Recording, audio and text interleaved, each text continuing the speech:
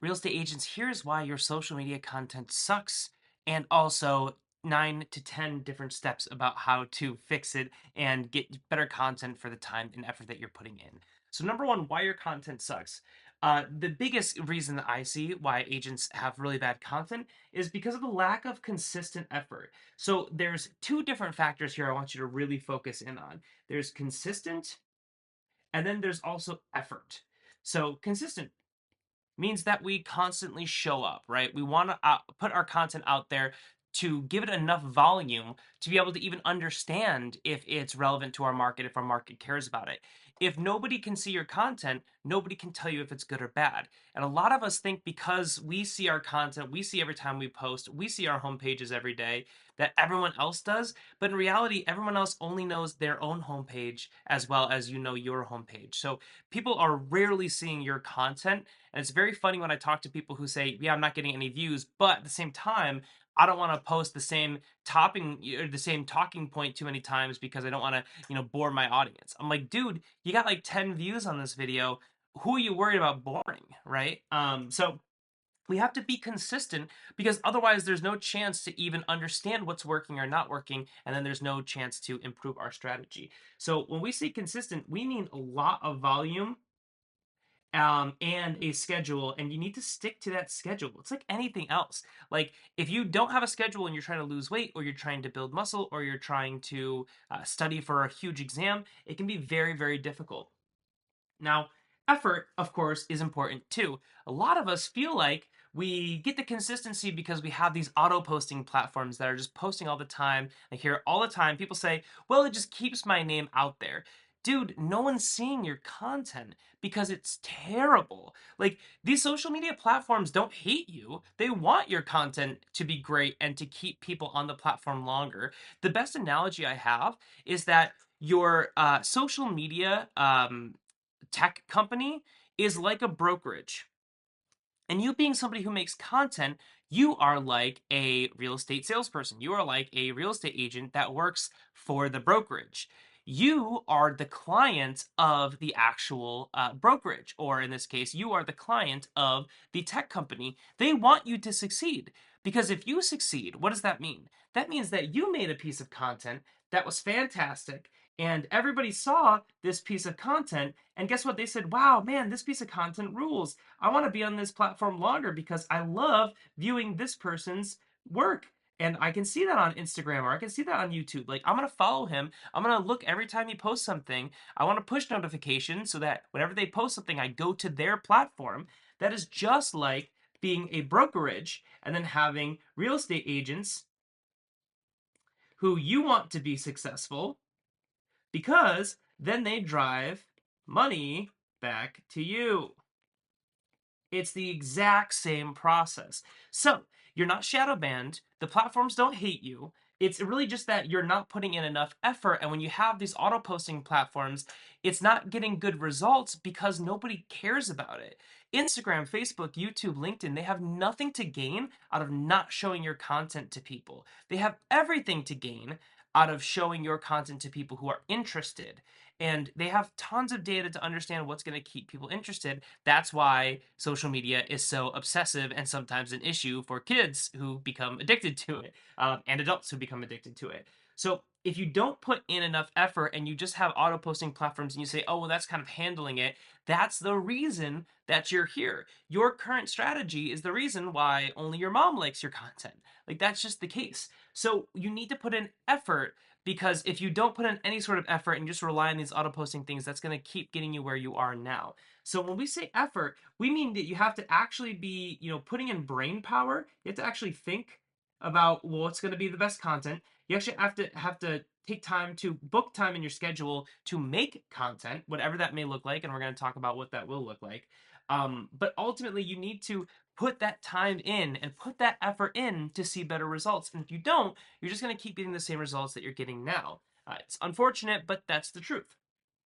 Now, number two, reason why a lot of people's content, real estate agents' content sucks, is they have misunderstood goals. I can't tell you the amount of times that I work with real estate agents and I'll be like, okay, cool. So are you looking to build some brand awareness or are you looking to do some lead gen? And a lot of times they'll say both. But if you basically create content for real estate agents. They'll say like, oh well, I want a lot of engagement, right? I want a lot of engagement because I know that's important to get a lot of engagement. So I say, okay, cool. What kind of engagement are you looking for? And then they'll say anything, any keyword that they've heard, you know. And this isn't to like poo poo on like, you know, real estate agents or anything like that, but it just shows that like, you know, you're looking for a goal, you're looking for a solution, but you haven't really defined the problem yet. And that's the issue here. So when we say what our goal are, we have to understand that that could be many different things. And usually you can break it down into some version of either brand awareness or lead gen or both, right? And usually it's like a balance, right? A lot of people are like, oh, you know, I have a decent amount of lead flow coming in, but I really want to have more content that kind of pushes me out there and kind of makes my brand better known, lets people understand, you know, and kind of keeps people top of mind or keeps me top of mind to people in my sphere. And that way it kind of maximizes that, like, you know, I don't lose out on the chance to get referrals or, you know, people who are long-term clients, you know, they stay with me because they see my content and it keeps me relevant to them. They don't forget about me. You know, there's plenty of reasons you want to have brand awareness. You know, you want to have better conversion rates on your content. Brand awareness is really great for that as well because people understand you when they get on the sales call, and that's a huge benefit that you could have. Now, for lead generation, that's usually a shorter term fix, right? Now, there, of course, are great lead gen strategies that are longer, but lead generation, we're usually talking about, hey, I want to see like specific ROI. I want to see return on my investment. I want to get proper leads and I want to have those leads be quality because I want to evaluate if this marketing strategy is worth it for the ad spend. So that's usually kind of a more cold and numbers focus. It's a little bit less ethereal that like, you know, brand awareness can be. It's more about cold hard numbers and tracking and calculating that ROI to make sure that you're actually getting, you know, of course, the best result for your marketing strategy, right? Now, you need to understand what the goals are because that informs two different strategies, right? Generally speaking, brand awareness, one of the best things you can do is organic. And actually, I'm going to go over here to do this. So, if we're talking about brand awareness, one of the best strategies that we can use is organic content, right? This is going to get filtered out to people who are interested in our content. It's going to stay top of mind. It's going to show up in their feeds. It's going to illustrate, you know, that we're the kind of agent that we want to portray ourselves as, all that good stuff. Now, lead generation, generally speaking, it's not the only way, but I think generally speaking, the simplest and fastest way, you know, basically stream to get there is through paid ads. A lot of reasons why, but that generally just is the best version. Now that can be, you know, Google ads, it can be Facebook ads, it can be LinkedIn ads, whatever it may be. It's just that you basically put a dollar into the machine and you calculate how much comes back out for you, and that is ultimately how you can value that. So these strategies are going to look a little bit different, right? And also, by the way, if you use organic content for you know, your lead generation, that's totally fine. But guess what? Your content is not going to look the same as if you're really focused on brand awareness. So, you know, if you're doing brand awareness and you're kind of on this side of the aisle, or sorry, if you're doing lead gen and you're on this side of the aisle for organic content, we're going to have more stuff that's a little bit more targeted. You know, it might be more like funnel oriented. So this could be something like, hey, comment down below if you want this, or I have this like this thing that you can have. You know, just reach out or DM me for this. You know, and then of course also it's going to be, you know, essentially sales minded to some degree. That doesn't mean it has to be salesy, but the goal here, the objective is of course to get transactions, to get conversions, clients that are going to convert. And so ultimately, you know, our content is going to look a little bit different. Brand awareness, if our goal here is to know, like, and trust us, then essentially that content is going to be, you know, maybe a little bit more open-ended. Just as an example, it doesn't have to be. I'm just trying to give you an idea about what the content's going to look like. This is going to be a really great place, of course, to test engagement. And ultimately, this also too might be a little bit more realtor focused. Doesn't have to be. But if we're trying to get people to know, like, and trust us, guess what? We have to be talking about us, because otherwise, who are they going to know, like, and trust? Just a couple examples here, but the content can look very different depending on which of these things you're more focused on. And you can always have like an 80-20 split or 90-10 split between these two different things when you're thinking about your allocation of resources, time and money, and workers and all that kind of stuff towards these two different strategies. But just keep in mind that generally speaking, wherever your strategy is more focused, that is going to dictate a different content idea, a different content topic, or strategy as a whole than necessarily the other one. So organic strategies are going to look different than paid. There's not just one strategy that just works for everything. So you have to understand what your goal is. Are you trying to get more leads? Are you trying to get more brand awareness? Is there a split between the two? And if so, what does that look like? Because we need to be allocating time and effort towards the strategies that are going to get us the return that we're looking for. And then number three, the last main reason why your content might suck as a real estate agent is ultimately because your quality is low relative to your market. Now, I say it like that because a lot of times we talk about like quality in general, like in a vacuum. We say, oh, this is bad quality or this is good quality. And I talk to so many agents who are like, man, my real estate content is amazing. I know it's good. It's so good. I have all this information, all that kind of stuff. But that's fine. How is the quality relative to the market? And when I say market, you have to think about where we are and who we're targeting. So you are targeting, if I go down here, so we are targeting essentially, let's say home buyers and sellers in your market. Well, we'll just say like Austin, Texas, right? And we're doing this on social media. And it's really important that we lay all this out because we need to understand that we're targeting, of course, buyers or sellers. A lot of times agents understand that no problem. And then, of course, they also understand their market. A lot of times agents do a good job of being pretty relative to their market. Here's the part that they don't understand.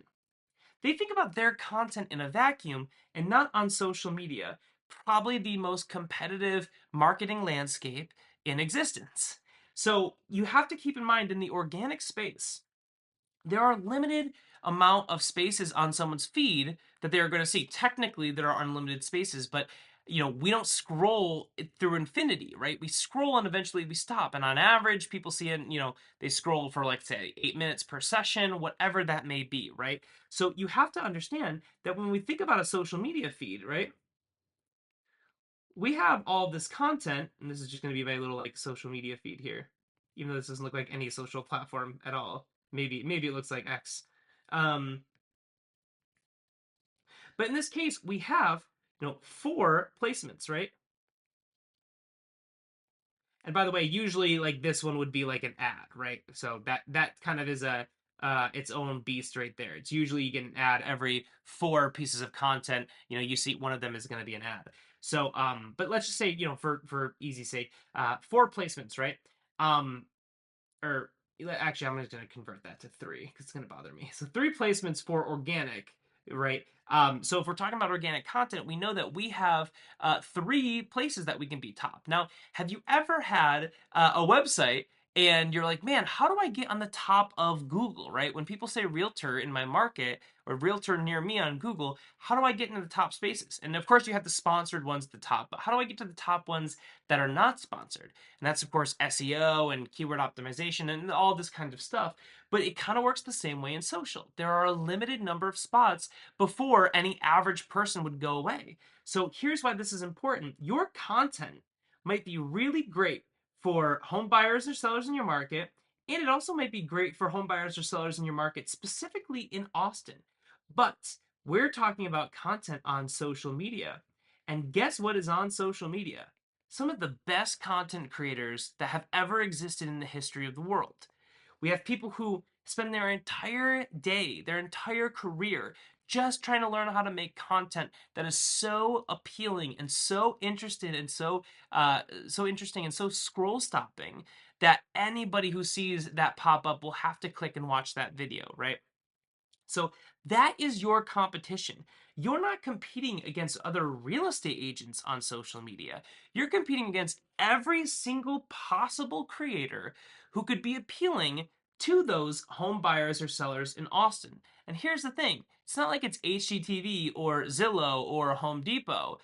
People have many interests. Those same people who may be looking to buy or sell their home, well, guess what? They also like Keeping Up with the Kardashians. They also like WWE. They also like NFL. They also like, NBA. They have all these other interests. And there are all these other content creators in this space and all this other content to be consumed that's far more interesting to them in almost any given moment than your content as their local real estate agent.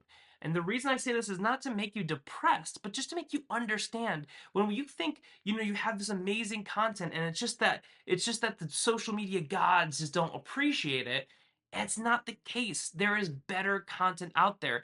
Facebook, Instagram, all these platforms would love to put your content in front of people if they thought it would keep them on the platform. And they obviously don't, which is why you're not getting the results you're expecting. So we need to understand that our content does not exist in a vacuum. It only exists in a world competing against Dwayne the Rock Johnson, and famous movie stars and famous musicians and all of these different things out there that are really, really focused on entertainment. This is why entertainment industry works so well on social media because it's designed to be entertaining, whereas social media or real estate is not necessarily designed to be entertaining. You can make it that way, but obviously that's different. So that is why sometimes we have a misalignment between the quality of what we're making versus what's actually necessary to get a ton and ton and ton of views. Now, here's the good news. You don't need to be getting millions of views to be getting huge benefits to your business from social media. Just think about this. Think about if you got one extra transaction a month. For almost every real estate agent out there, for the vast majority, like at least 80 to 90% of real estate agents out there, if you got one extra transaction a month, that would be massive for your business, right?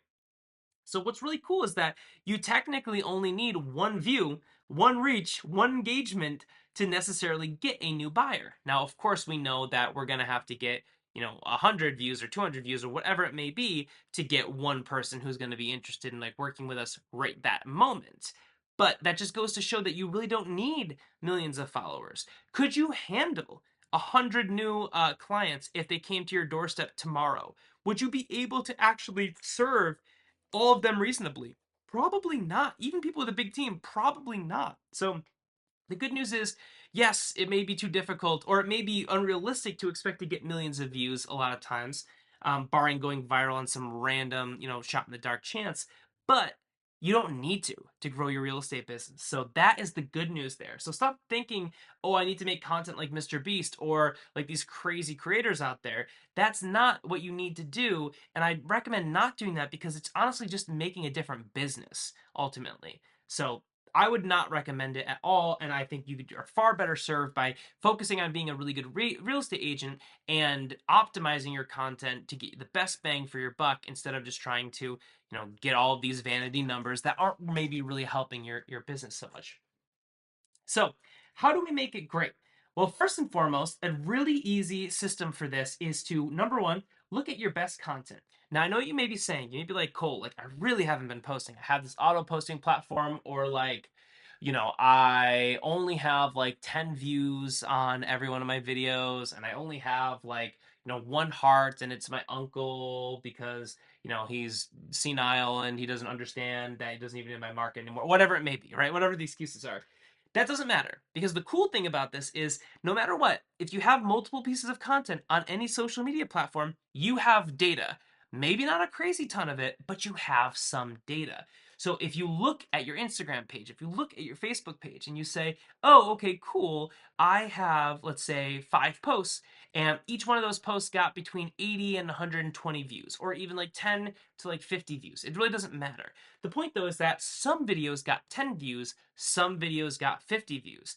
That means some videos did 5 times as well as other videos, and that is data. So we want to use that. So we look at that best content, and then we say, okay, cool, I have, like, let's say 5 different videos, and one of these videos got 100 views and the rest got way less than that.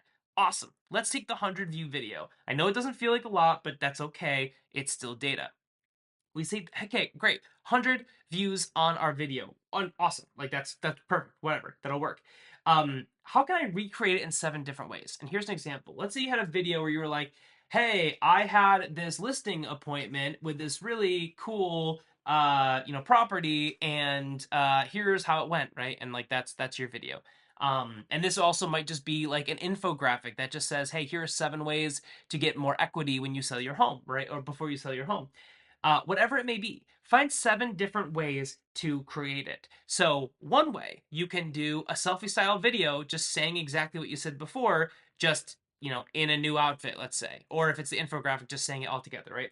Number 2, you could have you saying it, but not selfie style, but instead walking around a different listing and just telling a story. Number 3, you could have you saying this to one of your friends or one of your coworkers and getting their ideas or getting their feedback, and telling them a story, so to speak. Like 4 or 5, wherever we are, you could just have a text-based post.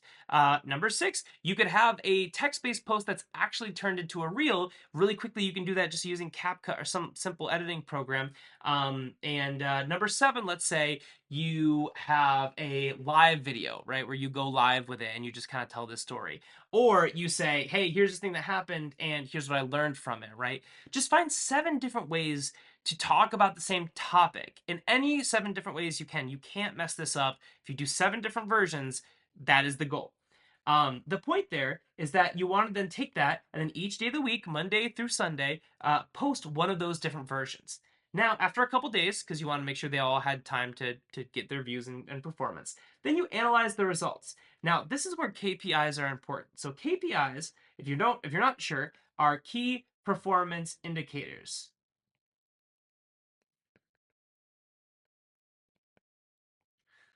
This is important because not all stats are created equal, right? It's not like engagements, like let's say comments on our post, are as valuable as other things like reach or let's say even impressions or DMs or conversions, right? Or click through to our website.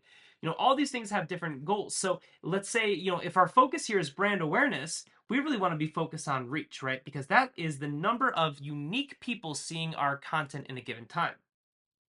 But we can also look impressions, and that's the number of times our content was seen all together. So that just means some people see our content multiple times, and that's just good to know, basically, right?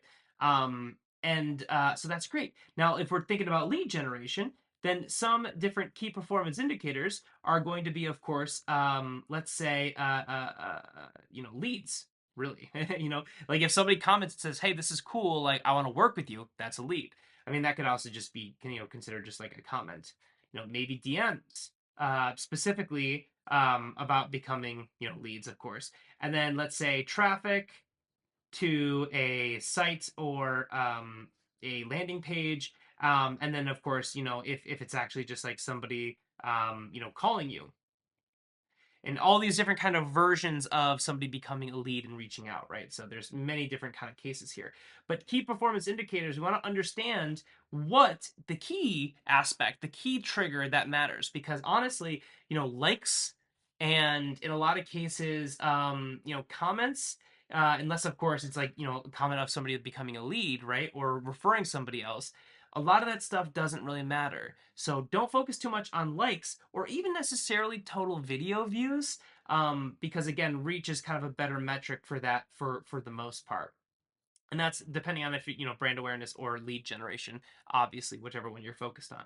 So once you have the results there, then you're gonna know what of this content topic, the same content topic, what of these different forms of that content topic are getting the best results there. So then we want to double down on that. So if whatever one, or if there's a couple that are basically tied, We want to double down on that and do more of whatever worked best. So if we had the text that was created into a reel and that performed best, we want to do more of those next week. If we had live videos do best, we want to do more of those. If we had videos where I'm talking to a coworker about the story and those did better, then I want to do more of those. The point is that we now have more data to double down on what's working well. And because they're all the same content topics, it's a little bit better of an A/B test of the different mediums that are getting people to react. And as long as we're tracking the right metrics based off what our goal is, then we're getting in the right direction. We're directionally correct. And that's important here.